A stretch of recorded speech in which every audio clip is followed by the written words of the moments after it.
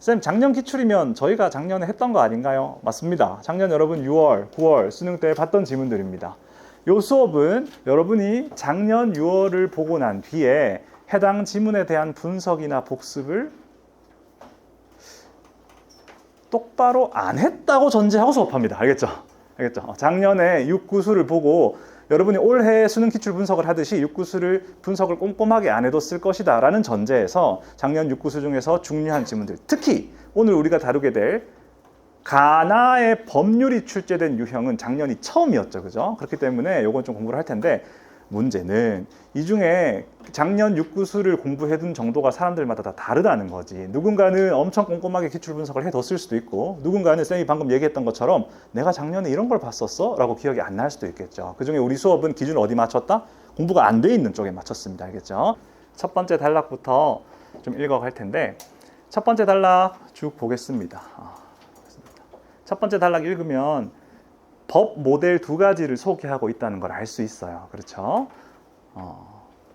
근대 국가가 이런 걸 존립 이유로 삼았다. 국가가 왜 있다고? 이거 지켜주려고 있다고. 이렇게 읽고, 최소한의 금지 행위만 정하고 이를 위반하는 경우에만 개입한다. 그러면 최소한의 금지 행위만을 규정하고 이걸 위반하는 경우에만 개입한다니까 머릿속에 생각 한번 더 할 수 있겠지. 어떤 생각? 이거 위반하는 것만 아니면 국가는 개입하지 않는다. 이렇게 한 번 더 생각하고, 시민의 자유를 최대한 보장한다. 이러한 목적이 반영된 자유주의적 법 모델은 근대법의 근간을 이루었다. 여기서 쌤 구체화 한번 시작해 보겠습니다. 자, 일단 지금 요 정도 읽고 아니면 대충 한번 훑어보면 요거 어느 파트 지문이란 걸 알 수 있어요. 법률 파트 지문이란 걸 알 수 있죠.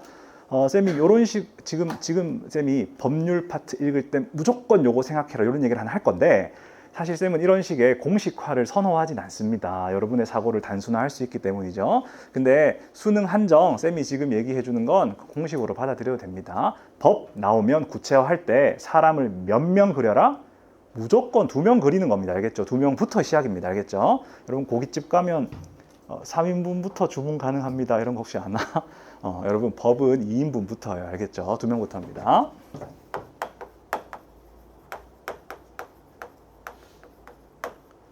그리고 이거는 법과 사회의 본질을 생각해 보면 금방 알 수 있어요. 핵전쟁이 일어나서 나 혼자만 살아남았어. 그러면 지구상에 사회가 있다고 할 수 있나?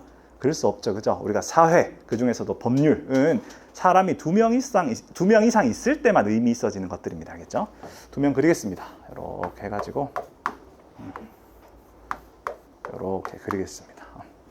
그리고 이 두 사람 사이에 일어날 수 있는 일들을 쌤이 이렇게 줄을 그어가지고 표현해 볼게요. 예를 들어서 첫 번째 이렇게 해가지고 예를 들어 얘하고 얘가 서로 뭐 친구가 됐다, 이런 거. 친구가 됐다. 얘가 입던 옷을 얘한테 팔았다, 이런 식으로 두 사람 사이에 일어날 수 있는 일들을 줄을 이렇게 그을 거라고. 그러면 야, 우리 말 놓을까? 그래. 이런 것들은 자기 자유에 따라 하면 되는 거죠. 이런 거에 국가가 금지를 할 이유는 없는 거지, 그렇지? 지금까지 읽었던 것들을 간단하게 구체화해 보면, 국가는 이렇게 개인과 개인 사이에 일어날 수 있는 여러 가지 일들 중에, 자, 요건 뭐냐면 얘가 얘를 죽였다, 이런 거.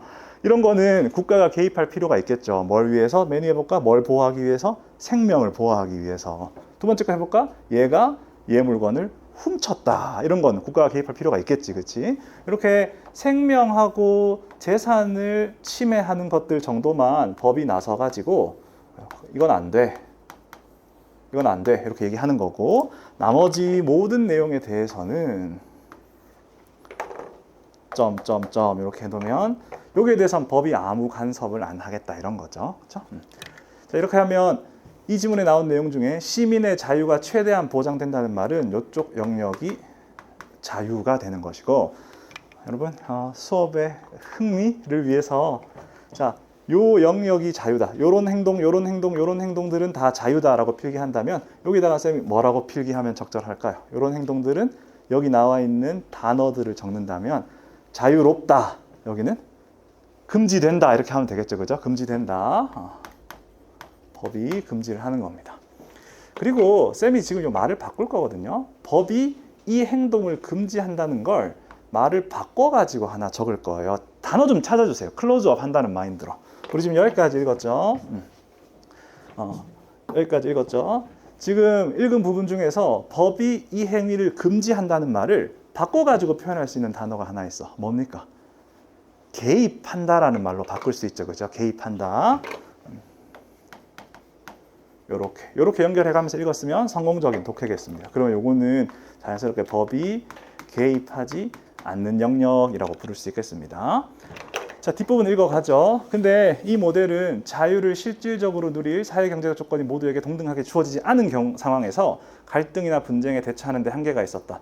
여러분한테 준 판서 노트에서도 그러하고 아니면 여러분이 푼 문제를 봐도 그렇습니다. 요 문장 있죠? 그러나부터 세 줄 요거 있죠. 그죠? 별표 하나 쳐주세요. 별표. 요 문장이 변별되는 문장입니다. 요 문장을 얼마나 이해했느냐에 그 이후 독해가 그리고 전체적인 문제풀이가 달려있다.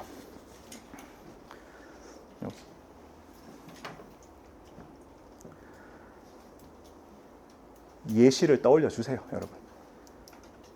자유를 실질적으로 누릴 사회 경제적 조건이 동등하게 주어지지 않은 상황을 떠올려 주세요, 여러분. 이쪽에 좀 커 보이네.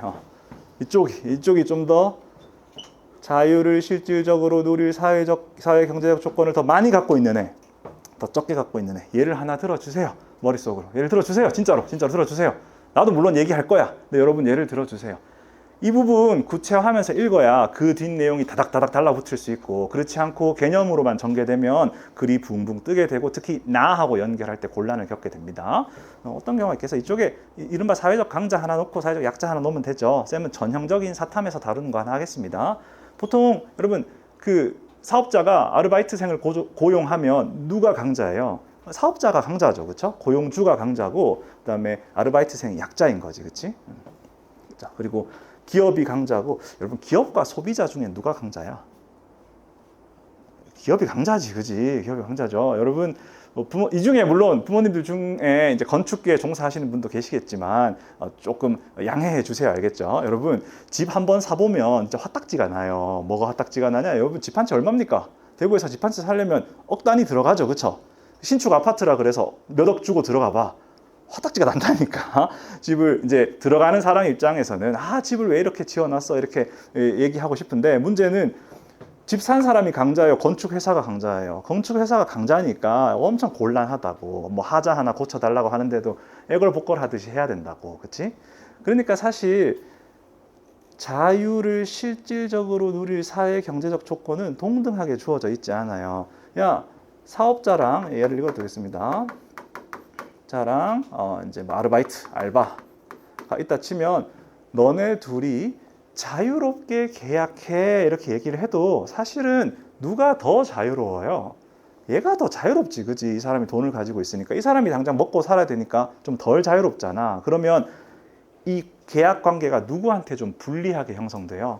얘한테 좀 불리하게 형성되지, 그치? 쌤이 지금 계약이 누구한테 불리하게 형성되느냐는 적혀 있는 내용이야? 그렇지 않지. 요 별표 친 내용의 구체적인 예를 머리에 떠올리고 나면 이 상황이 어떤 문제가 있는지를 우리가 생각할 수 있게 되는 겁니다. 알겠죠? 자, 이어볼까요? 이를 보완할 목적으로 등장한 것이 사회복지국가적 법모델이다. 그러면 여기서 말하는 갈등이나 분쟁에 대처하는 데 한계가 있다는 말은 보통 이 둘 중에 누가 피해를 본다는 뜻이겠어?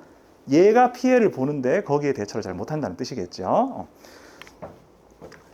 그리고 솔직히 말하면 요 문장을 구체화하는 데는 어느 정도는 배경 지식이 작동한다고 볼 수 있겠죠. 이런 영역에 관해 중학교 때 들어본 적이 있어야겠죠. 자, 그래서 등장한 게 사회복지국가적 법 모델입니다. 이 모델에서는 법이 삶의 세계에 더 깊숙이 개입한다. 아까 우리가 정리했던 단어가 한 번 더 반복되는 모습입니다. 뭐죠? 요거죠, 그죠? 깊숙이 개입한다. 그 말은 수업을 위해 시각화를 해보자면 요렇다는 뜻 아닐까? 그쵸? 그래서 예를 들어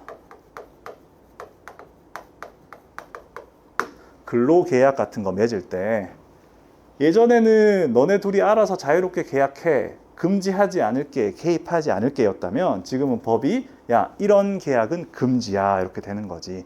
가장 전형적인 근로계약 금지는 뭐냐면 일정 나이가 되지 않은 사람과는 근로계약을 맺을 수가 없어요. 14세 미만하고는 근로계약을 맺을 수가 없거든요. 근데 그 법이 그러면 그런 데까지 왜 개입하냐? 그러면 여기서 얘기한 것처럼 실제로는 성인과 기업가가 강자고 나이 어린 근로자는 약자가 될 수 있기 때문에 개입한다 이런 겁니다. 자, 그러면 개인의 권리보장뿐 아니라 이렇게 되어 늘어난다. 의무 규정이 늘어난다. 그러면 쌤이 지금 의무 규정들이 더 생긴 모습을 여러분 눈앞에 보여줬고 밑에 대기환경보정법에 대한 얘기가 나와 있는데 이거는 오염물질의 배출을 규제한다 그랬으니까 이전에는 오염물질 배출할지 말지가 자유였어요. 무슨 말이냐? 어떤 기업이 오염물질을 막 배출해. 그러면 나쁜 기업이잖아. 그럼 옛날에 어디 맡겼다고? 자유에 맡겼다고. 어떻게 해결이 돼요? 소비자들이 그 회사 물건을 안 사면 그 회사가 도태되는 거지, 그지? 근데 그걸로 갈등이 해결이 안 되니까 법이 직접 개입하겠다 이런 겁니다. 보통 소비자는 눈물을 흘리면서 나쁜 기업의 물건을 살 수밖에 없는 처지잖아, 그렇지? 이렇게 되는 겁니다. 자, 그러면 지금까지 쌤이 지금 칠판에 보여준 건 지문의 내용을 구체적으로 시각화해서 여러분한테 보여준 데 주목을 했었죠. 이 내용을 분석적으로 정리하면 어떻게 되는지를 한번 보도록 하겠습니다. 알겠죠? 지금 할 내용이 이 전체 독해의 가장 핵심된 부분이니까 잘 들어두고요. 이 뒤에 속도 쭉 내면 쭉 따라오면 됩니다.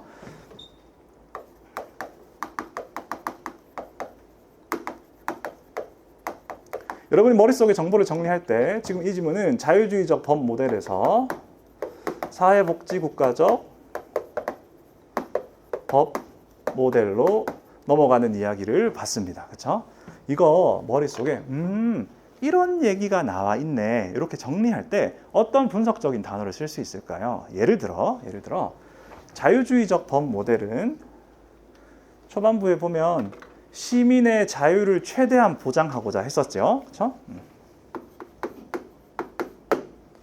그리고 이 시민의 자유를 보장하는 방식이 어떤 방식이었습니까? 개입을 이렇게 표현해 볼까? 이렇게 해가지고 개입을 많이 하고 적게 하고 중에 어떻게 하나? 개입을 최소화한 거였지, 그렇지? 그러면 여기다가 이 지문에서는 자유주의적 법 모델이라는 이 법에 대한 관점이 어떤 목적을 지니고 있었는지와 그 목적을 달성하기 위한 수단 내지는 방법을 어떻게 선택했는지를 소개하고 있구나 이렇게 정리한다면 노란색 글씨는 지문에서 정면으로 수단과 목적이라는 개념의 쌍은 지문에서 정면으로 드러내고 있는 건 아니죠. 하지만 우리가 이 지문을 읽으면서 우리가 방금 읽은 내용을 수단과 목적으로 정리할 수 있겠구나 이렇게 생각할 수 있겠습니다. 그러면 자유주의적 법 모델은 이렇게 했더니 조건이 동등하지 않은 경우에 대처가 어려웠다 이런 얘기가 나오고 사회복지국가적 법 모델로 넘어가죠. 그러면 우리가 지금 법 모델이 다른 모델로 바뀌었잖아요. 이 지문은 뭘 다루는 거다? 변화를 다루는 거다. 이렇게 읽는다든가 또는 어떤 제도가 있는데 그 제도에 문제나 한계가 발생해서 다른 제도를 소개하고 있구나. 그럼 이건 대안이 될 것이고 또는 문제에 대한 해결이 될 것이고. 자, 노란색으로 쓰는 것들은 지문에 적혀 있는 단어들이 아니죠. 그죠? 이건 우리가 지문을 분석적으로 접근함으로써 내가 갖고 있는 읽기의 관점이나 읽기의 틀을 적용할 때 나올 수 있는 단어들입니다. 그리고 우리가 어떤 변화라든가 또는 문제에 대한 해결책이라든가 두 제도라든가 이런 게 나오면 어디에 초점을 맞춰서 읽는다라는 건 여러분이 이제까지 많이 갖추어 왔을 거예요. 두 개 나왔어요. 뭐 하면 됩니까? 비교해야죠. 그렇죠? 공통점하고 차이점을 파악하는 거죠. 문제를 해결했다면 이 제도의 어떤 점이 이런 문제를 해결해 주는지를 확인하는 거죠. 이런 식으로 독해를 해가는 거고. 자, 그리고 여기서 이렇게 쌍을 잡았다면 요거를 그대로 이어가 봅시다. 사회복지국가적 법 모델은 그러면 수단이나 방법이 어떻게 바뀌는데 이를 통해 어떤 목적을 달성하는데 이렇게 정리하면 지문에 흩어져 있는 내용이 머릿속에 정리가 된다고 할 수 있겠어요. 여러분 요거 넣어보세요. 여러분. 쌤이 어떤 말을 쓸 것 같아요. 자, 여기는 개입을 최소화해서 자유를 최대화하는 데 목적이 있었어요. 근데 자유를 최대화했더니 더 힘센 애가 더 많이 자유로운 문제가 생겼잖아. 그래서 방법을 좀 바꿨대. 이걸 어떤 식으로 머릿속에 정리할 수 있겠습니까? 얘는 개입을 어떻게 해요? 개입의 정도를 조금 늘린 거죠. 그죠? 높인 거지. 더 많은 영역에 개입하는 거지. 그럼으로써 뭘 달성하려고 해요? 이 밑에 보면 자, 요거를 읽으면 가장 좋겠습니다. 요 부분. 쌤이 손에서 읽을게요. 개인의 권리 보장뿐 아니라 주거, 노동, 환경 등의 영역에서 평등과 연대의 가치를 구현하기 위한이라고 되어 있죠. 그러면 사회복지 국가적 법 모델이 추구하는 목적을 자유주의적 법 모델의 경우하고 비교해서 어떤 공통점이 있고 어떤 차이점이 있는지를 밝혀낼 수 있겠네요. 조문장 독해하고 나면 이 지문 독해의 큰 틀이 다 잡힌다고 할 수 있습니다. 평등과 연대의 가치를 추구하는 법이 사회복지국가적 법 모델이라고 했고, 그러면 이 문제에 대한 해결이라고 얘기할 수도 있겠네요. 이건 평등하지 못해서 생긴 문제였으니까 이걸 좀 도와주자라는 게 요 법 모델이니까 논리가 맞네. 문제에 대한 해결책으로 제시된 게 맞네. 요거까지 채워주길 쌤은 기대하겠습니다. 요 앞에 하나가 더 있어요. 요 앞에. 요. 지금 채워주세요. 방금 읽었던 문장에서 여기서 이 문장에서 여기 들어갈 내용도 하나 뽑아주면 좋아. 뭘 찾을 거냐?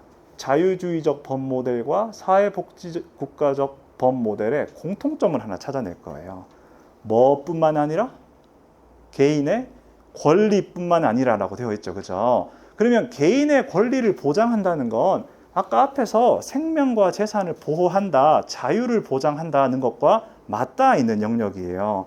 자유를 보장한다는 건 이쪽이었죠. 그죠? 이쪽이었고, 이쪽에 들어있는 것들이 내가 할 수 있는 것들을 할 수 있게 보장해준다. 권리를 보장해준다는 거였으니까 권리와 자유가 같은 맥락이란 걸 안다면 이 사회복지국가적 법 모델도 자유를 보장하는 동시에 평등과 연대까지 추구한다는 말로 자리매김할 수 있을 겁니다. 알겠죠? 여기까지 읽어줬으면 가장 좋았겠다.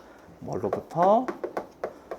개인의 권리 얘기하는 부분으로부터 요 사회복지국가적 법 모델이 요 앞에 있는 걸 싹 버리는 게 아니라 이거를 보장하면서 동시에 요것도 추구한다. 그래서 이 그림에서 보면 이 파란색 영역이 전혀 사라지는 건 아닌 거죠. 그렇죠? 해가지고 뒷부분으로는 속도를 좀 내겠습니다. 같은 구조가 한 번 더 반복됩니다. 어떤 구조가 반복됩니까? 이렇게 했더니 또 뭐가 생겨요? 그렇죠? 문제와 한계가 생겨서 다시 제도 개안이 되는 거죠. 지금 시간 한 30초 정도 두겠습니다. 요거 여러분이 채워주세요. 마음속으로. 자, 지금 그러면 요 세 번째 제도, 절차주의적 법 모델이죠. 절차주의적 법 모델에서는 어떤 수단을 활용해서 어떤 목적을 추구하려고 하는지 요거 좀 쌤이 어떻게 판서할지 상상해 주세요. 시간 한 20-30초 주겠습니다. 요거 여기 들어갈 말. 여러분 글을 다 읽었으니까.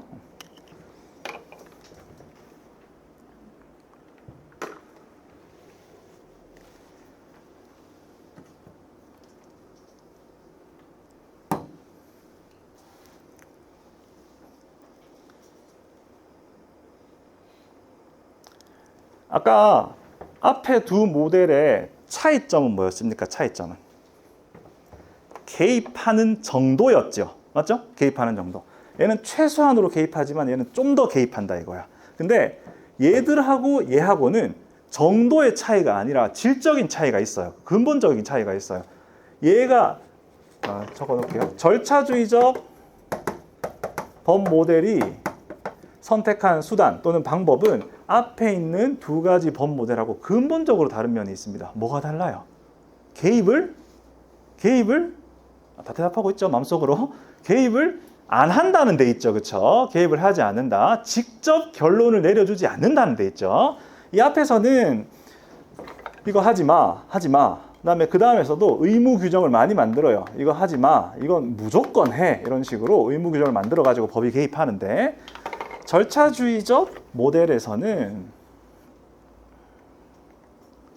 볼까요? 법은 분쟁에 직접 개입해 해결책을 내놓는 대신이라고 되어 있지. 자, 이 문장 읽으면서 이 호흡 길게 가져가서 세 가지 모델은 개입을 하는 정도나 방식이 다르구나. 여기에 큰 차이점의 흐름이 있구나. 얘는 개입 거의 하네. 얘는 개입 좀 많이 해.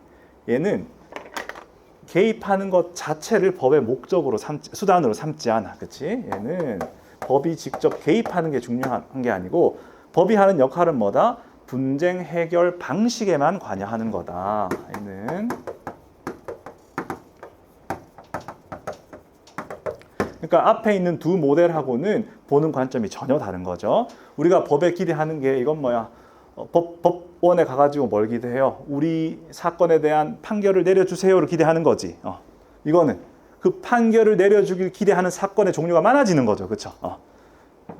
이거는 판결을 내려주세요가 아니에요. 법원 가서 우리들이 분쟁을 공정하게 해결할 수 있게 무대를 좀 만들어 주세요. 그러면 우리가 해결을 해 볼게요. 이런 거지. 그러니까 관점이 완전 달라져요. 그러면 추구하는 목적도 이거는 사회의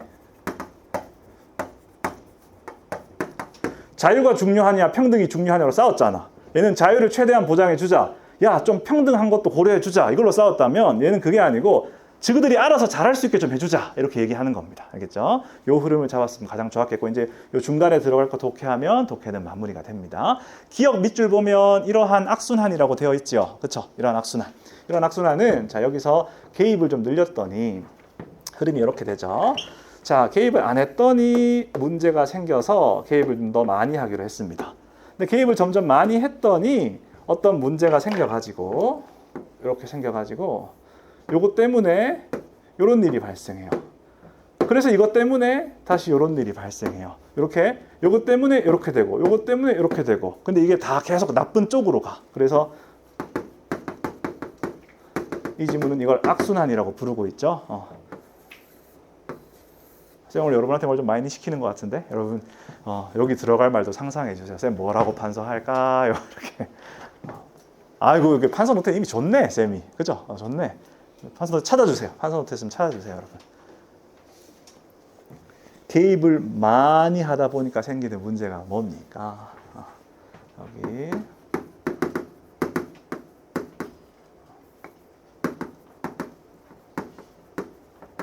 그러면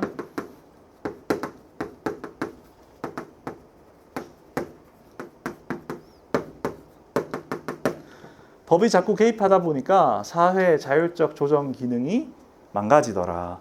자율적으로 조정이 안 되니까 자꾸 어디 기대하게 되죠? 야, 씨, 우리끼리 해결하지 말고 법으로 해. 이렇게 되는 거지. 그러니까 법이 또 자꾸 개입하게 되고 사람들은 더 스스로는 해결 못 하게 되고 이렇게 되는 거지. 그치? 구체화를 좀 동원해 보자면 여기서는 이런 얘기를 할 수 있겠습니다. 첫 번째 문장 보죠. 법적 규제가 과도할 경우 삶의 세계를 구성해온 고유한 직업윤리 등 문화적, 도덕적 규범이 강행적 성격을 띤 법규범에 의해 침범당하는 경우가 생긴다.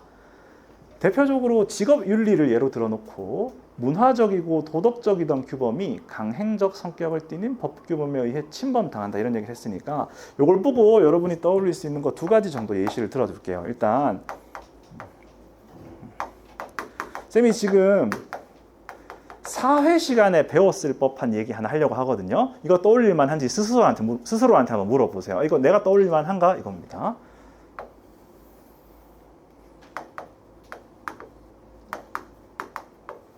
끝. 요거 떠올릴만 한가? 법은 도덕보다 범위가 넓어요, 좁아요? 좁죠, 그죠? 여러분 사람 때리면 안 된다라는 건 도덕 규범이기도 한 동시에 법 규범이기도 하지, 그치? 근데 부모님께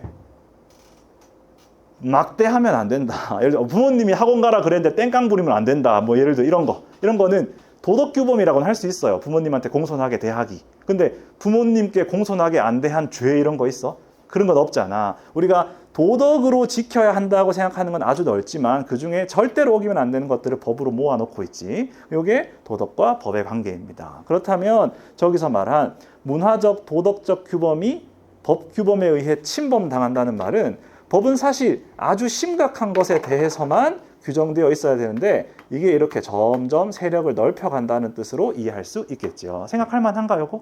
생각할 만한가? 두 번째 예시를 한번 들어보겠습니다. 지금 직업윤리 얘기가 독해 끝나고 쉬겠습니다. 직업윤리 같은 얘기가 나와 있으니까 직업윤리 예를 한번 생각해 볼게요. 쌤이 지금 예를 하나 들어줄 텐데 시험 중에 내가 저 정도 예까지 들어줄 만한가? 이것도 한번 생각해 봐. 두 개를 비교해서 나는 이런 거 떠올리는 게 어떻게 보면 내 목표로 삼는 게 맞겠다. 아니면 쌤이 지금 얘기한 예시 같은 걸 떠올리려고 하는 게 내 독해에 맞겠다. 한번 비교해 보세요. 쌤, 이 수업 준비 얼마나 했을 것 같아요? 이 강의 준비를 얼마나 했을 것 같습니까? 이렇게 물어보겠습니다. 만약에 쌤이 오늘 아침에 수업 들어와가지고 앞에 딱 섰는데 누가 봐도 술이 덜 깼어. 저 인간 술이 덜 깨가지고 앞에서 이러면서 막 여러분 일단 1교시는 문제 풉시다 하면서 프린트물 던져주고 문제 풀어요. 2교시 자 매겨봅시다. 4번에 1번, 5번에 3번 틀린 사람 손 한 다음에 다시 풀어보세요. 고생 앞에서 이러고 있는 거야. 이래도 되나? 이렇게 수업해도 되나? 안 된다고 생각한다면 그런 식으로 수업하면 안 된다는 건 법이야 도덕이야. 어때? 법이야 도덕이야. 도덕이죠. 그죠? 수업 불성실하게 한 죄 같은 건 없는 거잖아. 그치? 그러면 우리가 어떤 강사가 수강생들에게 좋은 수업, 성실한 수업을 제공하는 건 법적으로 요구되는 거예요? 아니면 강사라는 직업을 가졌으면 그렇게 해야지라는 윤리로 요구되는 거야. 윤리로 요구되는 거지. 그치? 그래서 만약에 선생님이 그런 식으로 수업을 하면 어떻게 해결되는 게 바람직해요. 어떻게 해결되는 게 자연스러워요. 이걸로 해결하는 거지. 그치?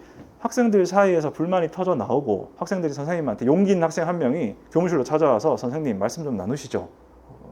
그래. 쌤 어제 술 많이 마셔서 너무 머리 아프다. 뭔 일이고. 쌤 아무리 그래도 선생님이신데 강사신데 수강생한테 너무 예의 없으신 거 아닙니까? 수업 때는 수업 준비도 좀 해오시고 학생들한테 가르쳐 줄 거 가르쳐 주셔야죠. 듣고 보니 맞네. 미안하다. 쌤이 강사로서 지켜야 할 걸 지키지 못했다. 다음 수업부터는 열심히 할게. 행복. 해피엔드잖아요. 그쵸? 이건 도덕적, 문화적으로 해결된 거지. 그치? 근데 이쯤 구체화해줬으면 여러분 이제 이 문장 구체화할 수 있을 겁니다. 그렇게 해결되던 게 어떻게 해결되는 방식으로 바뀐다는 거예요. 용기 있는 사람이 쌤한테 찾아와서 선생님 강사로서 그러시면 안 되죠가 아니라 걔가 어디로 간다고? 교무실 안에 어디로 간다고? 대구 지방법원으로 가는 겁니다. 고소장을 제출하는 거예요. 그래서 강사가 학생과 계약해서 수업하고 있는데 수업 준비가 너무 불성실함, 처벌해 주셈 이런 식으로. 어떤 사회가 문화적, 도덕적으로 해결되던 게 법으로 해결되는 경우가 많이 생긴다. 이 개념 이해되죠? 그렇죠? 자, 그러면 쌤은 방금 설명은 어떤 식으로 했어요? 강사와 학생들 간의 구체적 예를 하나 떠올려서 한 거지. 이렇게 개념적으로 떠올리는 거하고 구체적 예를 떠올리는 거하고 비교해 보세요. 쌤이 추천하는 건 항상 후자입니다. 알겠죠? 쌤은 항상 구체적인 예를 떠올리면서 독해하는 게 가장 강하다고 믿고 있는데 이런 예가 잘 안 떠오르지 않으면 교과 내용 중에서 뭐라도 기억을 해내야 되고 요것조차 떠오르지 않으면 솔직하게 인정을 빨리 하는 게 중요해요. 이 지문 내가 100% 이해 못했다고 인정하고 이해된 부분만으로 최대한 점수 가져간다. 요 마인드를 현장에서 가지는 게 중요하겠습니다. 그러면 시험 전에 우리가 할 수 있는 건 그런 사건이 발생하지 않도록, 즉 그 어떤 것도 떠오르지 않아서 독해가 실패한 일이 없도록 미리 준비해 놓는 거겠지, 그렇지? 알겠습니다. 오케이. 그러면 이 뒤에 내용은 약순환을 자세하게 설명해주고 있는 겁니다. 그러니까 사회가 스스로 자율적으로 해결을 못하면 다 법에 기대게 되고 법에 기대게 되니까 법이 더 많이 개입하게 돼요. 여기 법의 규범 구조가 균열되어 있다는 표현이 나오죠. 그게 요겁니다. 원래 규범 구조는 도덕 중에 일부가 법이어야 되는데 이런 구조가 깨져가지고 법이 자꾸 더 많은 역할을 하게 되는 현상을 법의 규범 구조가 균열되어 있다라고 표현했고 법으로 문제를 해결해야 한다는 당위만 남는다. 어떻게 해결하지? 이건 다 없어져요. 선생님께 어떤 식으로 말씀드려야 되지? 이건 다 없어지고 선생님이 수업 준비 좀 안 하시는데 나는 저 쌤한테 많이 듣고 싶은데 어떻게 말씀 좀 들어볼까? 이런 거 다 없어지고 기분 나쁘네? 법원 가! 이것만 남는다는 겁니다. 오케이. 절차주적 법 모델 쭉 나오고요. 해결 방식만 관한 이 부분은 이렇게 정리할 수 있다는 거 아까 얘기했고 이 부분은 세 모델의 공통점과 차이점을 형식적, 분석적으로 접근하는 방법을 통해서 정보 정리할 수 있다 얘기를 했고 마지막 단락으로 이 세 가지는 다 지금 법에 다 있다. 어느 하나가 다른 하나를 완전 대체한 게 아니고 우리나라 법에는 이런 면도 있고 저런 면도 있고 저런 면도 있다 이렇게 하는 겁니다. 나 읽을 준비만 해놓고 쉬겠습니다. 여러분 쉬었다가 나 마저 읽겠습니다. 딱 끊으면 좋겠네요. 다음 종 치면 2교시 시작하겠습니다. 알겠죠? 1교시에 쌤이 보여주려고 신경을 썼던 부분은 뭐냐면 저 왼쪽에 그려져 있는 그림 있죠? 이 그림은 법적인 관계, 그 시민들에게 법이 개입한다라는 걸 시각적으로 보여주고 싶어서 이렇게 그림을 그려가지고 보여줬습니다.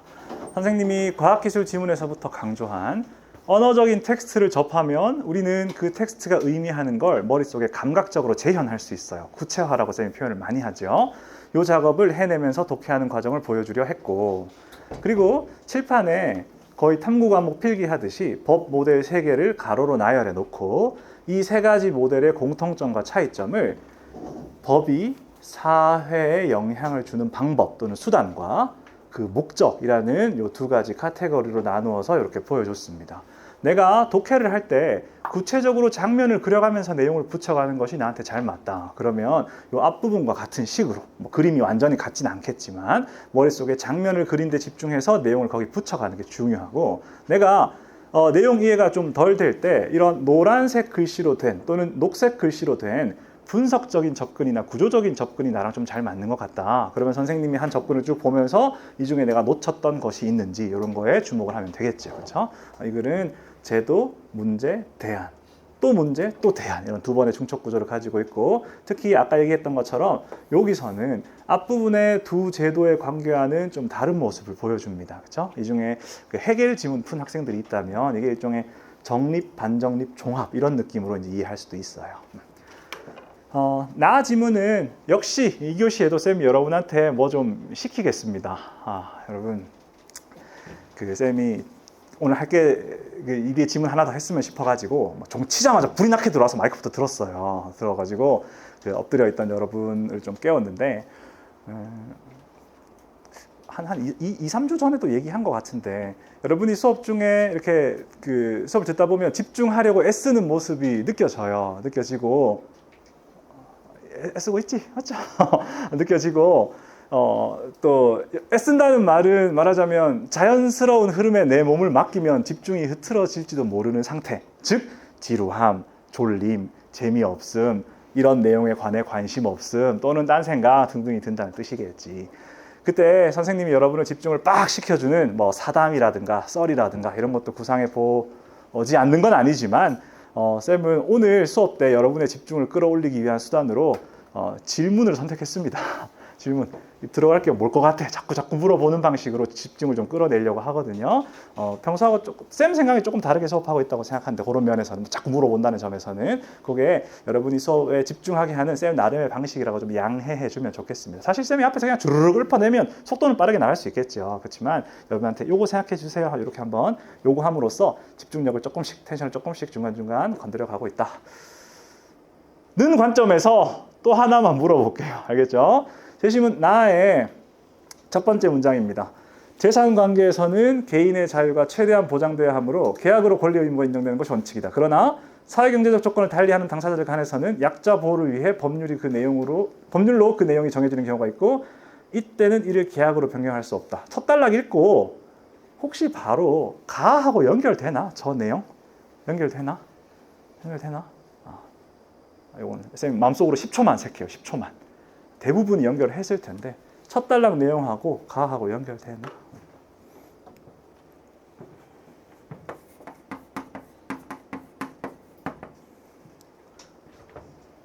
개인의 자유를 최대한 보장해서 계약으로 권리와 의무가 인정되는 거하고, 계약으로도 바꿀 수 없는 법률로 내용이 정해지는 거하고 2개를 비교하고 있죠.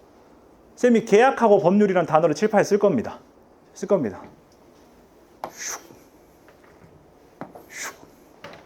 자유주의적 법모델, 사회복지국가적 법모델, 절차주의적 법모델. 계약 어디 있을까요? 첫 번째 칸에 쓰면 되겠죠, 그렇죠? 계약. 계약으로 자유롭게 자기들의 권리와 의무를 정하는 거. 너네 둘이 알아서 계약해. 근데 약자 보호를 위해 계약보다 법률이 우선시 되는 경우가 있다. 이렇게 집어넣으면 되겠죠. 그렇죠? 그러면 약자 보호라는 건 여기서 얘기했던 조건이 동등하게 주어져 있지 않은 경우를 해결한다는 맥락과도 그대로 부합하니까 첫째 단락은 가와 이렇게 연결이 됩니다. 연결이 되는데 여기서 요거까지 읽어주면 더 좋겠다. 자, 뭡니까? 가는 법 모델 전체에 대해 얘기하고 있죠. 우리가 구체적인 예를 떠올리면서 읽은 건 우리의 독해를 위한 것이고, 가해 독해는 모든 법에 대해 얘기하고 있어요. 근데 나의 첫 번째 단어는 뭡니까? 재산관계라고 되어 있지. 재산관계. 여러분 혹시 재산관계. 그러면 요거는 모든 법 전체를 다루고 있고 요거는 재산관계를 다루고 있다면 요거까지 눈치채주면 김태관 쌤 수강생으로서 더 좋겠다. 자, 쌤이 여기다가 수업 시간에 다룬 개념을 역시 적으려고 해요. 모든 일에 관한 법과 재산에 관한 법 이렇게 얘기가 전개된다면 둘 중에 뭐가 더 추상적인 개념이에요? 법이 추상적인 개념이고 여러 법 중에 구체적으로 재산에 관한 법 이렇게 되는 거지. 그러면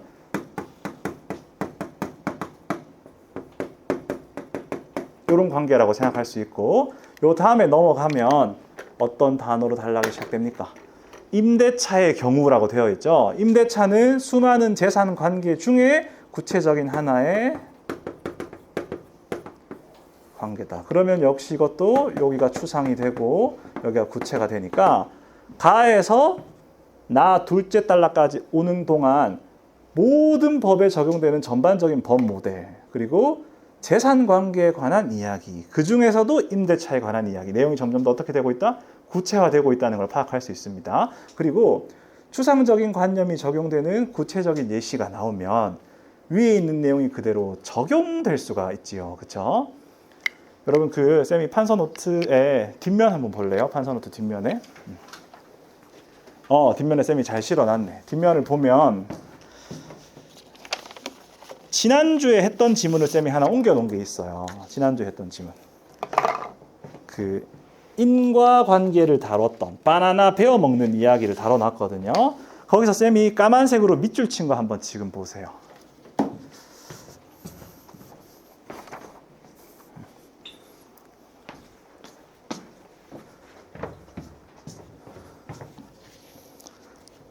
지난주에 했던 거니까 쌤이 요약하겠습니다. 기억이 잘 안 나면 복습할 때 한 번 더 공부한다고 생각하세요.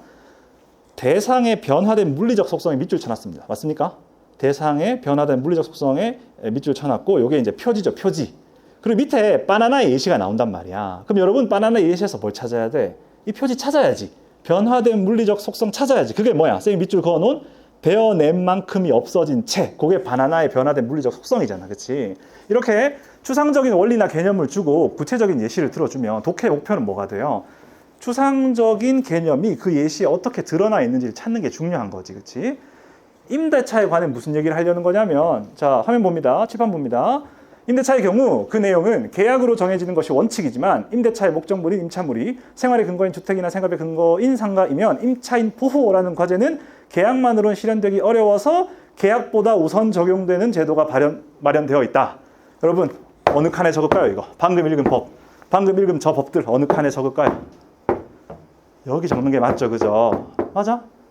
임차인 보호라는 과제, 임차인은 힘이 약하고 임대인이 힘이 세. 그래서 둘이 자유롭게 계약하라 했더니 보통 임대인한테 유리한 쪽으로 계약이 되더라 이거야. 계약이만 맡기면 문제가 생기니까 해결하겠다는 거잖아. 그렇지? 그래서 함부로 계약하지 못하고 법률을 우선시하겠다라는 거니까 지금 읽은 저 내용은 어디에 넣겠다? 여기에 넣는 게 맞는 거죠. 그렇다면 이후 독해에선 여러분 뭘 살피면 돼? 가에서 살펴봤던 사회복지국가적 법 모델의 내용이 드러나는지에 주목하면서 독해를 하면 되는 거죠.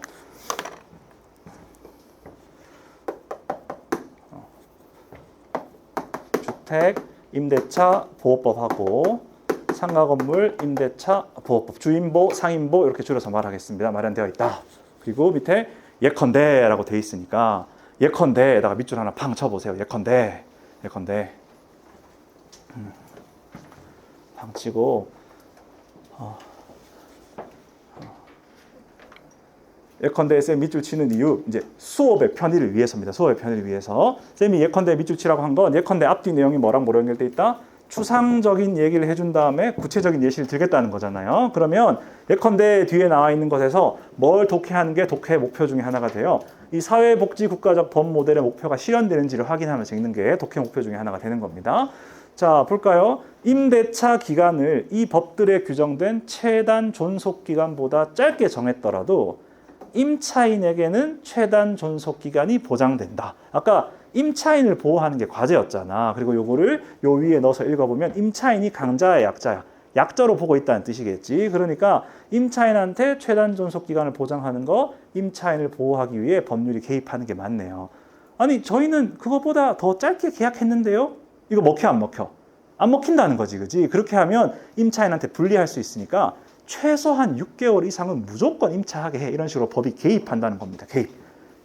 전에는 야 임대차 몇 개월 할지는 니네 자유지라고 하다가 그렇게 했더니 사업자가 그 임대인이 너무 임차인한테 불리하게 계약을 하더라는 거예요. 그러니까 최소한 이만큼은 임차하게 해줘. 이렇게 얘기하는 겁니다. 구체화도 잠깐 할게요. 잠깐. 여러분 최단 존속 기간이 임차인한테 왜 중요할까요? 여러분 쌤이 옛날에 중딩들한테 진짜 많이 들었는데 중학생들이 공부하기 싫을 때 쌤한테 뭐라 그러냐면은 쌤 하면서 저는 빠띠샤가 될 거예요. 그렇게 빠띠샤가 되겠대. 베이커리를 하고 싶다는 거예요. 그냥 뭐 속으로 이제 그래 뭐 네가 아무리 그래 봐라 어머니께서 국어 공부 안 시키시나 하면서 속으로 그래 하면서 들어줬지. 그치?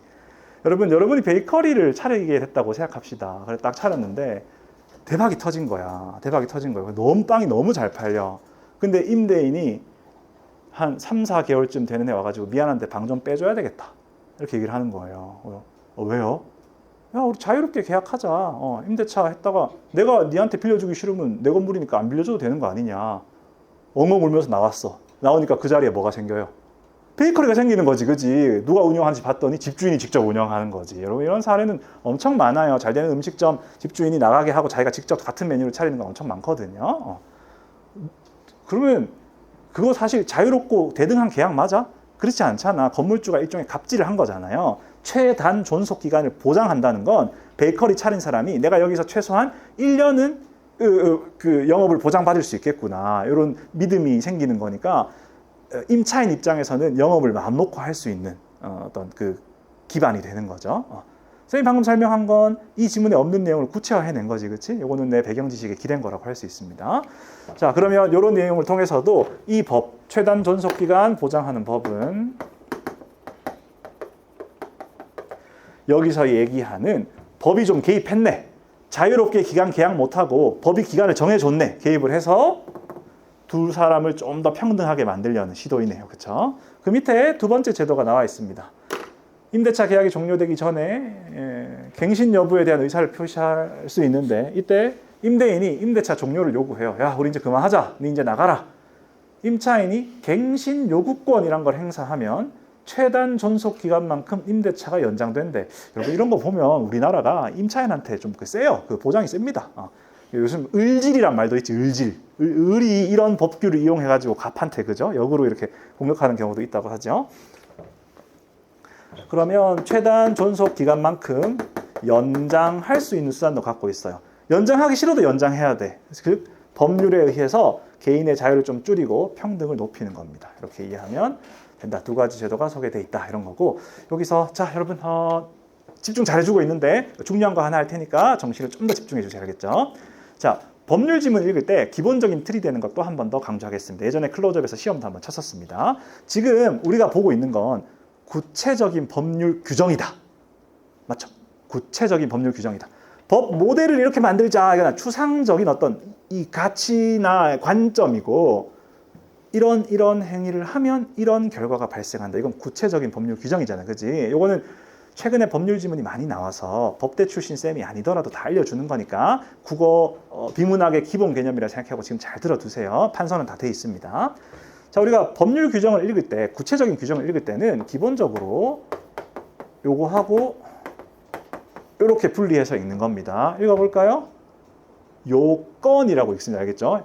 요건 효과 이러면 안 돼요. 알겠죠? 요건 효과입니다. 요건 효과. 요건 효과.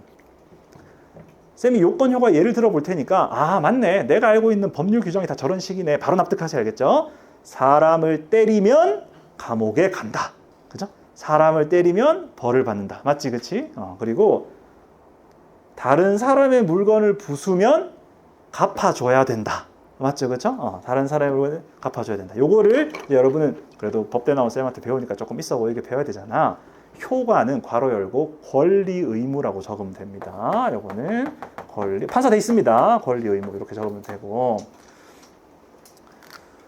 따라서 우리가 다루는 대부분의 법은 어떤 요건은 사실입니다. 어떤 사실이 발생하면 이런 권리 또는 이런 의무가 발생한다. 이렇게 읽으면 돼요. 그래서 다른 사람의 물건을 부수면 돈을 갚아줘야 된다. 돈을 갚아줘야 된다. 이거는 권리가 발생한 거야, 의무가 발생한 거야? 의무가 발생한 거죠. 그죠? 그리고 예를 들어 이런 것도 있어요. 사람이 죽으면 자식들이 재산을 받아갈 수 있다. 상속이라고 들어봤죠? 그렇죠? 사람이 죽었다는 사실이 발생하면 자손들이 돈을 받아갈 수 있단 말이야, 재산을. 그러면 권리야, 의무야? 권리가 발생한 거지, 그렇지? 모든 대부분의 법률은 사실이 발생하면 권리, 의무가 발생한다. 이렇게 바꿀 수 있어요. 쌤, 그러면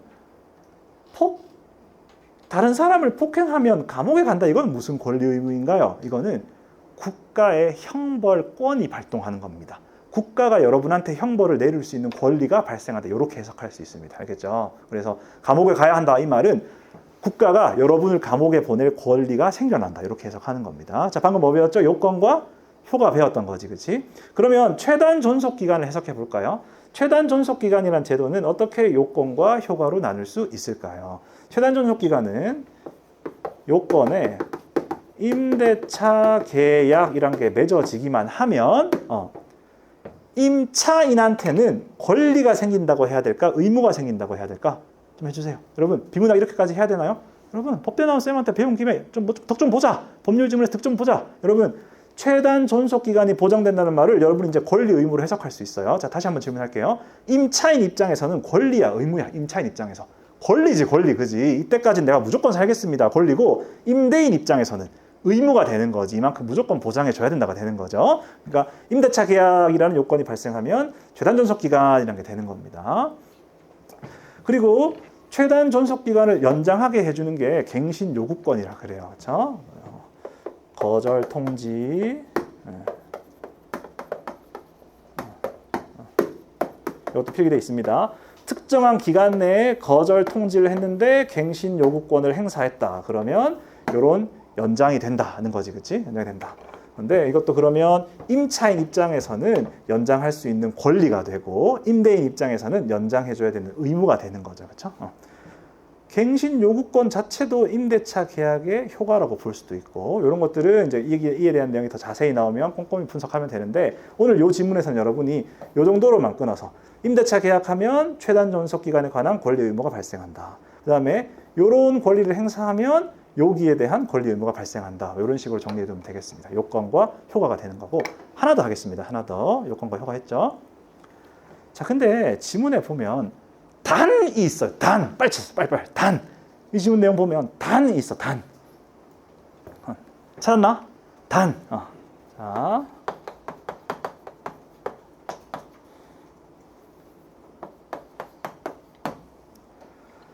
여러분, 5월 덕후 원점수 90점 넘기면, 원점수 90점 넘기면 쌤이 커피 돌릴게 라고 가정해 봅시다. 알겠죠? 가정. 여러분, 덕후 90점 넘겨오면 쌤이 커피 싹 돌리겠습니다. 알겠습니다. 단 1컷이 96 이상이면 안 줌. 이렇게 얘기를 하는 겁니다. 1컷이 96 이상이면. 그러면 여러분이 5월 덕후 보고서 덕후 성적 97점짜리 가지고 왔어요. 90점, 98점 가져와. 쌤, 저 90점 넘겼습니다. 커피 주세요. 얘기했는데 쌤이 안 줌. 이러는 거예요. 아니, 왜 요건에 해당하는데 효과를 발생시켜 주시지 않나요? 이렇게 얘기하면 쌤 뭐라고 할 수 있어?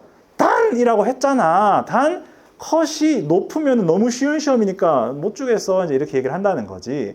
그러면 원칙에 해당함에도 불구하고 효과를 발생시키기 싫을 때 그 특별한 사유를 규정해 놓는 게 저 단이라는 접속사가 그런 역할을 하는 거거든요.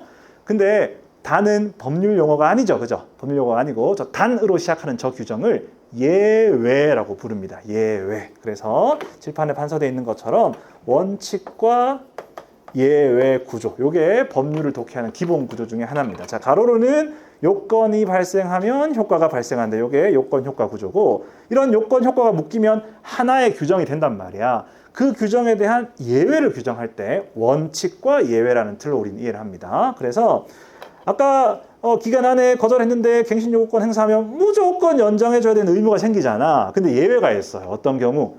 집주인이 자기가 직접 들어가서 살려고 할 때, 실거주 하려고 할 때, 이럴 때는 자기도 내가 살아야 되니까 임차인 때문에 내가 거리에서 살 수는 없잖아. 그러니까 단 이런 사유, 거절 사유가 정당한 게 있으면 연장 안 해도 된다. 이렇게 규정이 되어 있는 거지. 요거는 원칙과 예외 이렇게 이해해 두는 겁니다.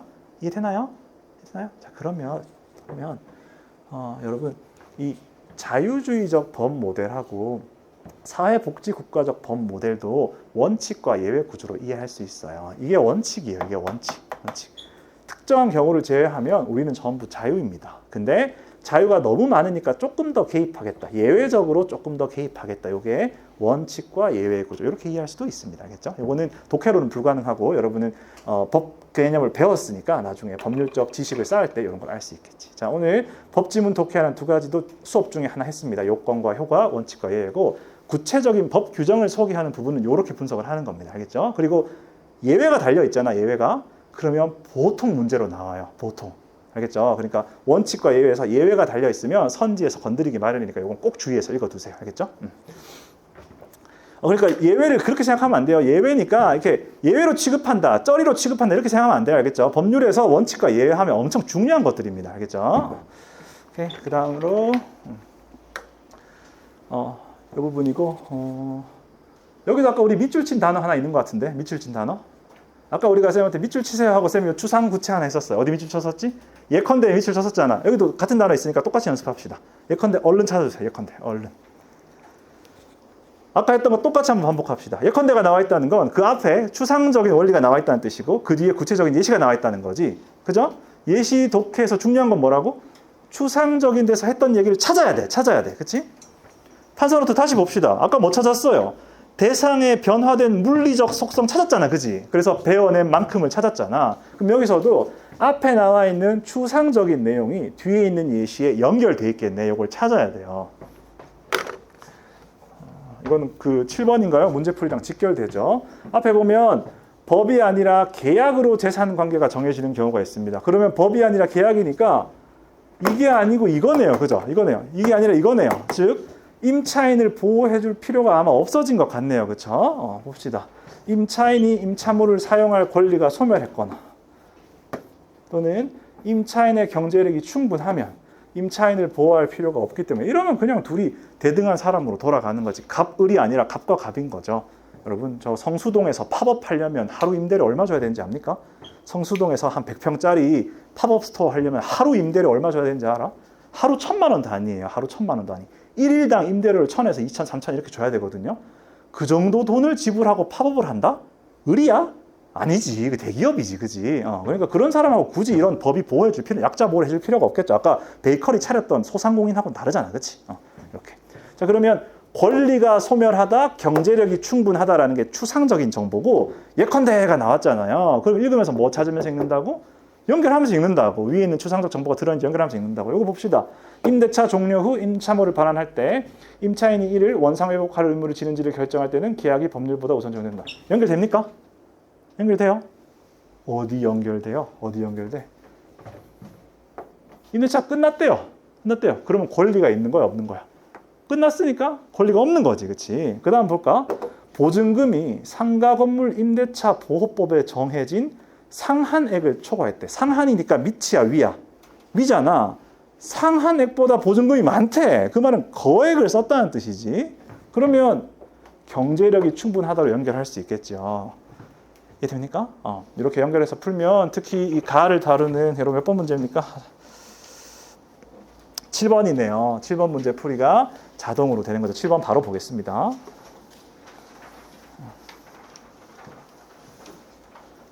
답이 몇 번이에요? 몇 번이에요? 여러분 밑줄 쳐놓고 이유 적혀있고 적절, 밑줄 이유 적절, 밑줄 이유 적절 어떻게 풀라 그랬어? 독해할 때 풀어놓고 스캔하라 그랬지, 그치? 지금 이유 다 나왔죠? 가 이유 뭡니까? 임차인이 임차물을 사용할 권리가 소멸했다는 거야, 그치? 더 이상 임대차 관계가 아니에요, 그쵸? 그거 빠르게 스캔하면 답이 몇 번이죠? 끝났다, 소멸했다, 권리 없다, 몇 번입니까? 4번 스캔하면 됩니다, 그쵸? 제일 많이 낚인 게 몇 번이야?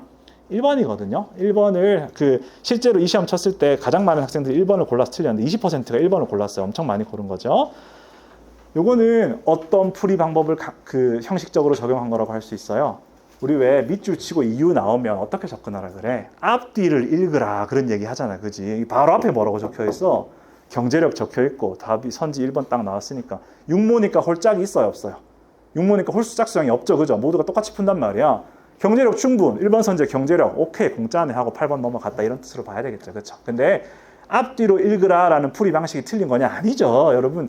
밑줄 쳐져 있으면 앞뒤에 맥락 읽는 건 당연히 맞지. 근데 1번 고른 애들은 앞을 너무 요 코앞만 읽은 거죠, 그렇죠? 다 읽어가지고 연결을 했어야 됐겠지. 이렇게 앞뒤 맥락을 연결해라라는 말을 쓰면 계속 추상과 구체라는 말로 설명하고 있는 거죠. 추상적인 아이디어를 소개한 뒤 구체적 예시가 나오면 연결해라 이렇게 바꿔서 설명하고 있는 거지. 그렇지?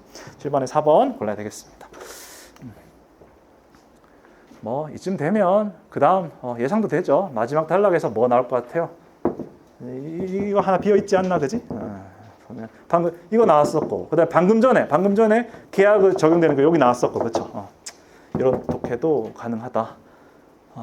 네, 이건 뭐 조정 절차, 임대차 분쟁 조정 절차가 나와 있다 하고 판서도 안 하겠습니다. 여기 절차주의적 법 모델이 반영된 구체적 예시 나와 있으니까. 자, 그러면 가나 지문의 구도를 살펴보죠. 가나 지문의 구도. 가 지문과 나 지문은 전체적으로 어떤 구도로 출제됐어요? 추상적인, 관념적인, 보편적인 법 모델을 소개하고 그 구체적 예시를 소개하는 나가 제시가 됐었죠. 요게 가나 지문 구도로는 특이했지. 왜? 이 전까지는 가나가 항상 어떻게 나왔어? 의견 대립으로 나왔단 말이야. 의견 대립. 학자 간 의견 대립. 아니면 동서양의 비교로 나왔었단 말이야. 서양 철학에서는 이랬는데 동양 철학은 이랬다. 이 비교로 나왔단 말이야. 근데 추상적인 개념을 가해주고 구체적인 예시를 주는 구도는 작년 6월에 처음 나왔었어요. 그리고 수능에 나왔지, 그지? 수능에 나왔지. 올해도 6, 9에서 가나 지문에서 실험적인 시도를 할 가능성이 있습니다. 그러면 이런 실험적인 시도를 이렇게 마주하면은 이때까지 연습했던 게 다 수포가 된단 말이에요. 새로운 유형이 나오면 모두가 거의 노베인 상태에서 현장에서 문제를 풀게 된단 말이야. 그러면 이때까지의 공부가 의미 없었네가 아니고 평가원이 계속 우리보다 조금 앞질러 가려고 하네. 그리고 조건이 똑같네라고 생각하고 이때까지 배웠던 걸 응용해가지고 접근할 필요가 있는데 대표적으로 쌤이 오늘 소개한 공통점과 차이점을 비교한다든가 추상과 구체의 관점에서 지문에 접근한다든가 하는 것은 구도가 어떻게 나오든 언제든지 쓸 수 있는 것들입니다. 내 수업이 좋다는 뜻이 아니라 여러분이 배워온 모든 게 새로운 유형에도 적용될 수 있다는 뜻입니다. 알겠죠? 문제풀이 빠르게 하겠습니다. 4번 보겠습니다. 여러분 4번 문제풀이 하죠. 자, 오늘은 독해에 좀 신경을 썼으니까 문제풀이는 조금 빠르게 가고요. 혹시나 선지 중에 납득이 안 가는 게 있으면 쌤한테 질문하러 꼭 오기 바랍니다. 4번 문제입니다. 4번 문제는 두 가지 얘기할게요. 하나, 이거 제일 처음에 풀 겁니까? 맨 마지막에 풀 겁니까? 이거는 스타일이 달라요. 그죠? 4번 문제입니다. 4번 문제를 맨 마지막에 푸는 것도 가능합니다. 어떤 논리죠? 5, 6, 7, 8을 푸는 동안 지문을 꼼꼼히 한 번 더 보게 된다는 거죠. 그러니까 다 풀고 나서 4번을 보면 지문의 전체 내용을 좀 더 생생하게 담은 채로 풀 수 있다. 이런 논리인 거고 4번을 처음 푸는 학생들은 어떤 케이스예요? 가나 독해를 이어서 하는 케이스죠. 가나 쫙 연결해서 읽으면 머릿속에 상이 쫙 남아있잖아. 그지? 그때 바로 읽어가지고 문제를 풀겠다는 겁니다. 그 풀이 순서는 여러분이 정하기 바라고 쌤 추천? 없어요. 둘 다 좋은데 쌤은 어떻게 푸시나요? 난 당연히 그냥 다 읽고 4번부터 푸는 거죠. 푸는 건데 쌤 여기서 당연히라고 하는 이유는 쌤은 수능을 20몇 년 봤잖아. 수능 국어를. 그런 거고 마지막에 푸는 식의 요령을 발휘하는 것도 난 충분히 나쁘지 않은 선택이라고 봅니다. 알겠죠? 이건 여러분 시도해보고 두 번째 얘기는 4번 할 때 중요한 건 적절한 거 묻는 문제잖아요. 요거 할 때 수험생한테 중요한 건 적절한 걸 증명하는 것보다 현실적으로 뭐가 중요해요? 아닌 거 확실하게 빨리빨리 날리는 게 마음을 엄청 편하게 해주는 거지. 그러니까 이게 아니다 이걸 날리면 되는데 이런 거는 기출을 복습할 때 날리는 근거를 최대한 많이 갖고 가세요. 알겠죠? 뭐가 날 구해줄지 몰라. 여러분 3번 선지 여러분 어디서 날렸어요? 3번 선지. 3번 선지가 답이 아니잖아. 그지? 3번 선지 어디서 날렸어? 보통 학자의 이론에서 날리잖아요. 그쵸? 학자가 나온 게 없으니까 날리잖아. 사회 현상은 맞나? 이런 거 한번 챙겨가는 거지. 기출 분석할 때. 지금 요거 다르고 5번으로 넘어가겠습니다. 여러분 가나는 사회 현상을 분석한 걸 맞아요? 아닌 거지, 그치? 그러려면 대조 개념 하나를 머리에 넣어야 돼. 쌤이 지금 설명을 할 테니까 잘 들어보세요. 선생님이 그 학창 시절로 돌아가 보겠습니다. 학창 시절에 쌤한테 이제 누나가 있다 쳐. 근데 누나가 독서실에 간다고 한 누나가 저 앞에서 남자친구하고 손을 잡고 히덕거리고 있는 거예요. 그 내가 보자마자 누나 독서실 간다며 그랬더니 누나가 태가나 엄마 아빠한테는 비밀로 해줘. 그러는 겁니다. 그럼 내가 뭐라 그래? 공짜로 이렇게 얘기하는 거지. 용돈 줘. 옆에 있는 남자친구한테 형, 저 배가 고파요. 뭐 이렇게 얘기를 하는 거지. 자, 쌤이 지금 여러분한테 문장 2개를 주겠습니다. 문장 2개를 주고 그 문장의 성격을 비교시킬 거예요. 부모님께 거짓말해서는 안 된다. 여기 첫 번째 문장입니다. 부모님께 누나를 독서실에서 만났다고 했다. 부모님께 누나를 독서실에서 만났다고 말씀드렸다. 거짓말하면 안 된다. 독서실에서 봤다고 말했다. 2개죠, 그죠? 2개죠? 둘 중에 뭐가 사실이고 뭐가 규범입니까?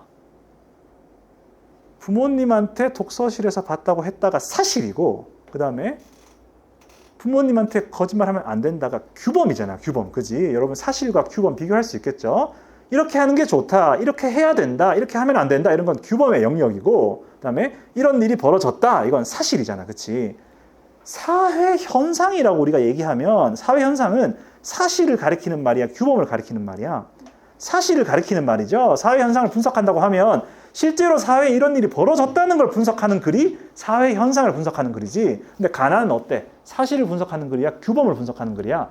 규범을 분석하는 글이죠. 그렇죠? 그러니까 3번 선지는 여러 학자에서 제낄 수도 있지만 사회 현상을 분석한 글이 아니다라고 제낄 수 있는 거잖아요. 자, 이 문제에서 내가 혹시나 실수가 좀 나오는 타입이라면 기출을 복습할 때 X 칠 수 있는 항목을 최대한 많이 뽑아주세요. 그러면 학자가 고민될 때 이게 여러분을 구해줄 수도 있다는 거지. 그치? 요거는 복습할 때, 기출 분석할 때 이렇게 해둬라, 이런 거고. 이 정도만 얘기하고 가겠습니다. 2번이죠. 답은 2번이고, 시대의 요구가 반영됐다는 건 그 마지막 단락에, 가의 마지막 단락에 직접 언급되어 있기도 하고, 그렇지 않더라도 근대 국가 그리고 사회복지 국가가 각각 근대, 현대의 요구가 반영되어 있다, 이렇게 독해할 수도 있습니다.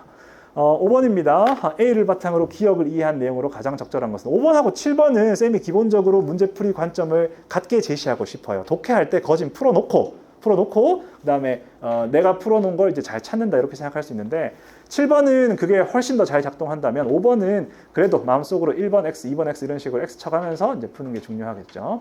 자, 아까 악순환이 뭐였습니까? 악순환이 법에 더 많이 의존해가지고 자율적 조정 기능이 훼손되어 가고, 이게 서로 이제 피드백 구조를 가지는 게 악순환이었죠. 1번 볼까요? 법이 자율적 조절 기능에 점점 더 의존한다. 반대되는 진술이죠. 반대되는 진술. 이 악순환은 자율적 조정 기능이 더 작동을 안 해서 생긴 문제였지. 2번입니다. 근대법의 기본 원리를 철저히 고수하는 법 정책으로 인해 문제 해결이 지체된다. 요 선지가 시간을 요하는 선지죠. 왜냐하면 기억 악순환은 자율적 조정 기능을 직접적으로 다루고 있는 개념이에요. 그러니까 기억을 보고 요 내용 떠올리면 1번 선지 판단은 바로 된다고. 근데 2번은 바로 안 돼. 쌤이 지금 무슨 말 하려는지 빨리 생각해 보세요. 2번은 바로 안 돼. 2번은 어떤 작업을 하나 해야 그 다음 판단이 가능해. 뭐 해야 됩니까? 근대법의 기본 원리를 독해해야 되지, 그치? 근대법의 기본 원리를 독해한 다음에 그 원칙을 고수하는 정책이 문제인지를 봐야 되는 거죠. 그럼 지문에 요 악순환 얘기하는 부분 말고 다른 데서 근대법의 기본 원리를 가져와야 돼요. 근대법의 기본 원리는 2개를 가져올 수 있는데, 하나는 지문에 나와 있는 가보겠습니다. 가의 A 파트 보면 문제가 발생할 때 법은 마지막 수단이어야 한다. 법은 최후의 수단이어야 한다. 이게 근대법의 기본 원리라고 적혀 있고, 여기서 못 찾더라도 첫 번째 단락에서 찾을 수도 있어요. 여러분, 근대법의 가장 기본적인 근대법의 모델이 자유주의적 법 모델이라고 하죠. 자유주의적 법 모델은 개입을 최소화하는 거지, 그치? 2군데에서 다 찾아올 수 있습니다. 그러면 근대법의 기본 원리를 철저히 고수하는 법 정책으로 인해 생긴 문제는 아니죠. 지금 이 악순환은 근대법의 원칙을 개선한, 근대법의 원칙을 좀 어기고, 근대법 개입을 최소화하겠다는 걸 어기고 개입을 많이 해서 생긴 문제인 거지, 그지? 그러면 2번도 답이 아니겠구나, 이렇게 풀이가 되는 거죠. 3번입니다. 이전에는 이거네요, 그죠? 법적 규제를 통해 해결하지 않던 문제들까지도 법의 해결 과제가 된다. 3번을 해결하기 위해서 쌤이 아까 여러분한테 제안했던 게 2가지 독해 방식이었습니다. 이걸 떠올리거나, 아니면 아까 쌤이 그 강사의 수업 준비 얘기했었죠, 그죠? 대화나 윤리적으로 풀어가던 걸 법으로 해결한다는 걸 얘기를 했었습니다. 4번 갈등 상황에서는 문화적으로 전승되어 온 규범이 법 규범보다 우선적으로 투입된다. 수업이니까 이런 거 하나 하죠. 보다에 체크만 할 거야. 보다. 여기 법 규범보다에 체크만 하나 해둘래요. 보다. 뭐가 뭐보다 우선적으로?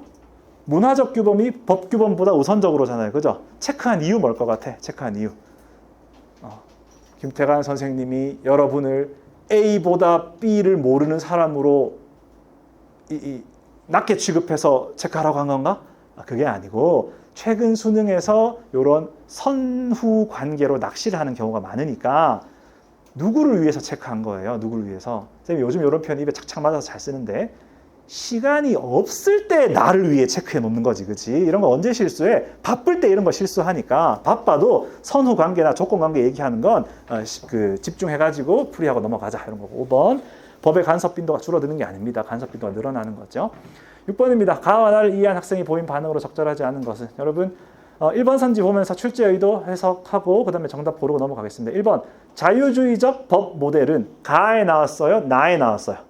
가에 나왔어요? 나에 나왔어요? 가에 나왔죠. 그죠? 그 다음에 임대인과 임차인이 합의한 계약을 가에 나왔어요? 나에 나왔어요? 나에 나왔던 거죠. 그죠? 두 지문을 연결해서 풀어라 이런 거고. 오케이. 정답. 두 지문의 요 연결이 이루어졌다면 여러분 어렵지 않게 접근할 수 있는데 6번은 현장에서는 어떤 점이 좀 어렵냐면 선지가 꼬여 있죠. 그쵸? 제한할 수 없음 이런 식으로 꼬여 있잖아. 그런 거 잘 풀어가면서 푸는 게 중요하고요. 4번을 이제 적절하지 않다고 판단하는 논리 하나를 소개하고 넘어가겠습니다. 나머지는 해설지에 좀 맡길게요. 4번 보겠습니다. 자유주의적 법 모델은 선지 분석 선생님 늘 하는 거 착 하고 밑줄부터 판단할게요. 이거 볼게요. 밑줄 O입니까? X입니까? 자유주의적 법 모델은 임차인의 갱신 요구를 임대인이 거절할 수 없어야 한다고 보겠건 O예요, X예요? X죠, X, 그지? 거절할 수 없어야 한다는 말을 머릿속에서 빨리 해석해. 무조건 받아들여야 된다는 뜻이네, 그치? 무조건 받아들여야 된다. 근데 자유주의적 법 모델은 생명과 재산을 침해하는 경우만 아니면 다 자유로 인정해 주는 거였잖아. 그러면 야, 그런 계약은 니네가 알아서 해. 임대인이 싫어하면 못 하는 거지. 니네 둘이 뜻이 맞으면 하는 거지. 이렇게 보는 거죠. 임차인의 갱신 요구를 임대인이 거절할 수 없어야 한다. 그렇게 아마 보지 않을 겁니다. 쌤이 여기서 여러분한테 한마디 하고 싶은 건 괄호 부분입니다. 괄호 부분. 사회복지국가적 법 모델은 이거 인정할까요? 요거잖아, 그렇지? 약자 보호잖아. 얘는 그치. 임차인이 갱신 요구하면 임대인이 거절 못하지. 이렇게 인정할까요? 마음속으로 빨리 끄덕이거나 가로줘봐. 쌤 맞죠? 자유주의는 자기들이 알아서 하는 거고 사회복지국가는 임차인을 보호해 주는 거니까 임차인이 갱신 요구하면 임대인은 거절할 수 없죠. 없어야만 하죠. 맞아요? 아니죠. 그죠? 아니죠. 아까 뭐가 있었어?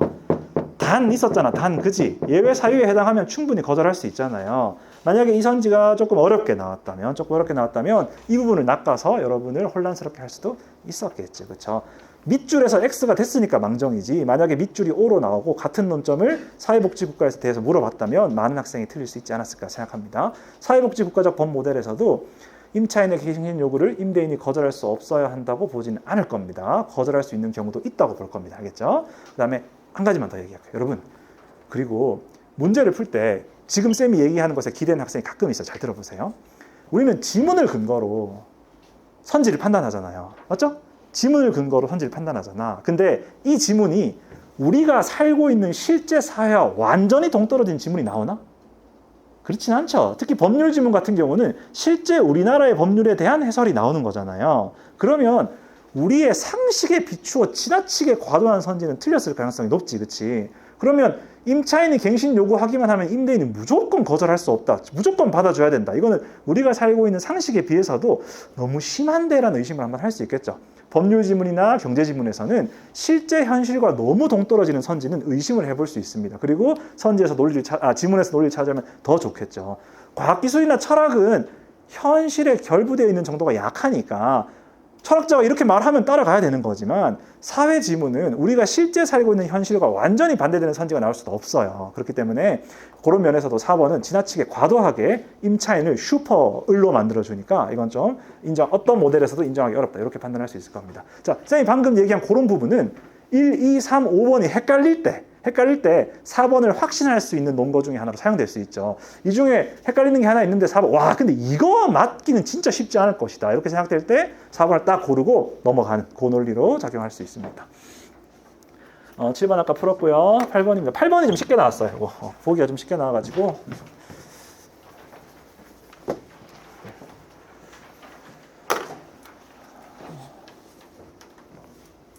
물론 그 정답률은 좀 낮은데 이거는 육모라는 점을 고려해야 되죠. 여러분 육모 정답률은 5% 10%를 무조건 올려서 보세요. 알겠죠? 육모에서 8번 정답률이 56%였다. 그럼 여러분 뭐라고 생각하면 돼? 66% 되겠구나 이렇게 생각하는 겁니다. 왜죠? 육모에 대한 재수생이 다 안 들어오잖아요. 그죠? 다 안 들어오고 육모는 현역들의 실력이 더 많이 반영되는 시험이기 때문에 실제 쌤이 느끼는 난도보다는 정답률이 좀 더 낮게 나오는 것 같습니다.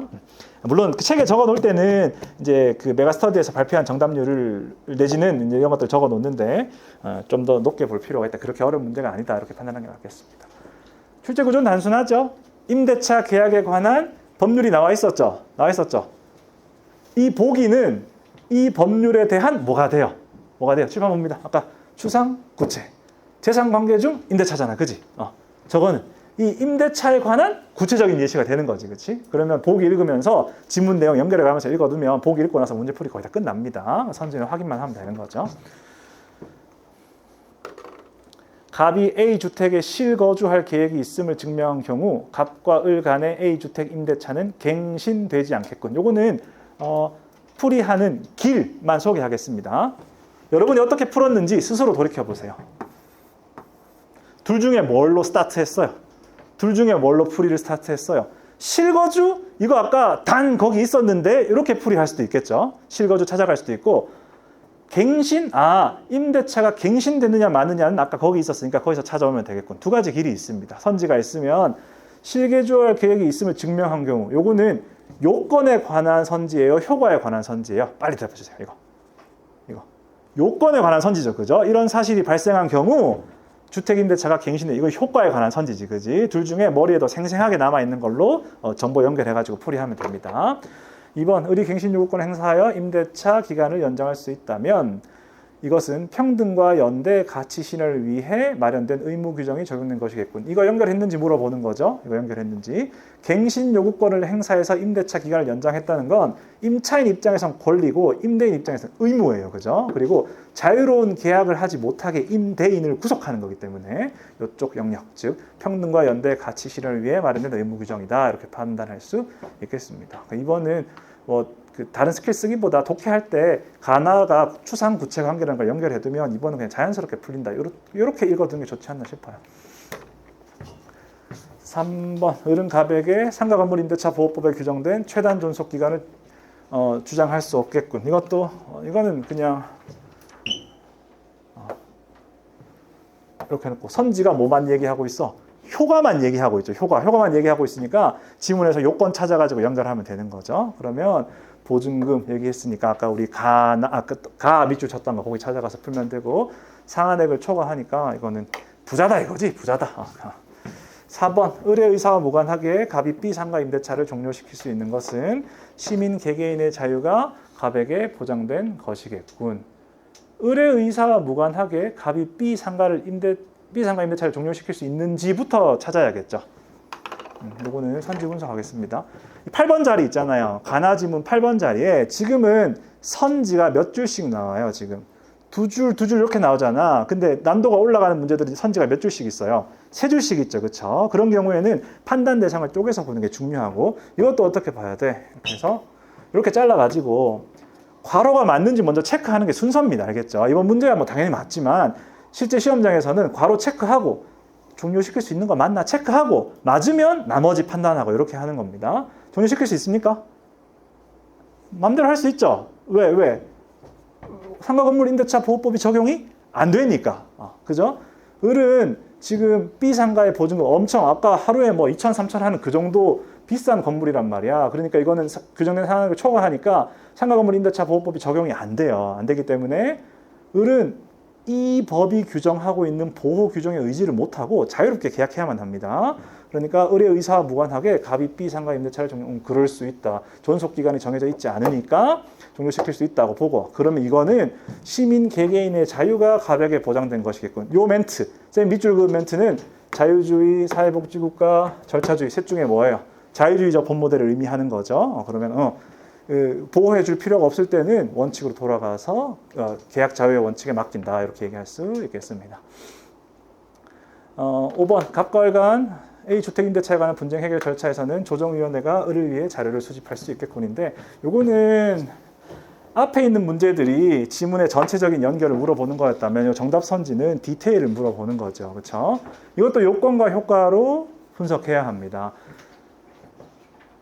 분쟁 해결 절차에서 자료 수집을 하려면 이런 요건이 달성돼야 된다. 아까 우리가 대충 읽었던 이 부분이죠. 그죠? 분쟁 조정 절차라는 효과가 발생하려면 어떤 요건이 충족돼야 돼? 당사자의 합의라는 요건이 충족돼야 되죠. 우리 이렇게 하기로 하자라는 합의가 있어야 분쟁 조정 절차가 시작되고, 그렇지 않으면 그냥 재판 절차를 따라야 한다고 나와 있지. 마지막 문장을 근거로 8번에 5번을 보면 네, 여기 조정 절차로 해결하자고 제안했으나 갑이를 거절했다. 그러면 분쟁 조정 절차가 시작이 안 되고 법원의 재판으로 넘어가겠네요. 그러면 조정위원회니 하는 것들이 작동할 수 없을 것이다. 이렇게 추론을 하는 거죠. 다 이해되나요? 되나요? 여러분, 이 문제는 이런 정답률이 나올 문제가 아닙니다. 알겠죠? 이 문제는 가나를 읽었다면은 쌤이 지금 얘기한 여러분 느낌으로는 거의 뭐 내용 일치에 가깝다고 느껴질 정도로 쉽게 풀리는 문제니까 지금 입안에 있는 여러분들만큼은 이번 수능에 이 정도 난도의 보기가 나오면 맞추고 들어간다고 생각을 하세요. 알겠죠? 이게 좀 어려웠다. 이렇게 생각하면 안 된다. 이런 겁니다. 제가 외울게요. 제가 외우는 것 같습니까? 아까 뭐 한 지문을 더 하니 많이 뭐 했는데 분명히 어제 리허설을 할 때는 지금 여기 딱 끝났잖아요. 30분이 남아 있어야 되거든요. 수업 시간이 30분이 남아 있어야 되는데 아까 독해할 때 쌤이 어제 했던 것보다 힘을 좀 많이 준 것 같아요. 특히 쌤이 두 가지를 다 보여주고 욕심을 좀 냈어. 어떤 두 가지? 언어적 표현을 읽고 구체적인 장면을 떠올려 가면서 예를 들어가는 거 하나 하고, 두 번째, 읽은 정보를 우리가 평소에 갖고 있던 분석적인 틀에 맞춰서 정리하는 거 두 개를 다 보여주려고 했거든요. 여러 번 얘기하다 보니까 시간이 좀 많이 갔네요. 잠깐 법률 지문에 관한 얘기 정도만 잠깐 하고 수업 좀 일찍 마치도록 하겠습니다. 알겠죠? 여러분, 한 1분 정도만, 1분 쌤 칠판 지울 동안만 정리 좀 하고 있으세요. 알겠죠?